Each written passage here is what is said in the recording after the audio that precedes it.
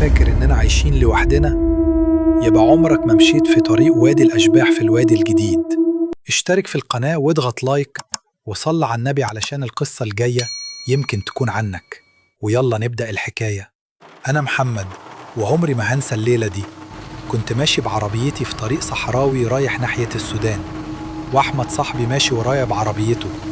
الطريق ده اسمه وادي الأشباح، والناس بتقول محدش يرجع منه زي ما دخل. الجو كان عواصف ورعد ورياح يخلي أي حد يخاف، وأحمد كل شوية يتصل عليا وهو مرعوب يقول لي: يا محمد، في حد قاعد فوق العربية بتاعتك. أبص ورا ألاقي الطريق فاضي.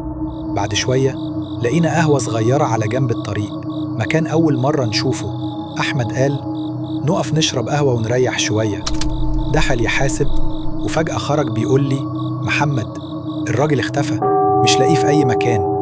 ركبنا ومشينا، فجأة نفس الراجل ظهر قدامنا على الطريق. أحمد بدأ جسمه يسخن وعينه تحمر كأنه مش هو. شغلت قرآن في العربية وفجأة اختفى.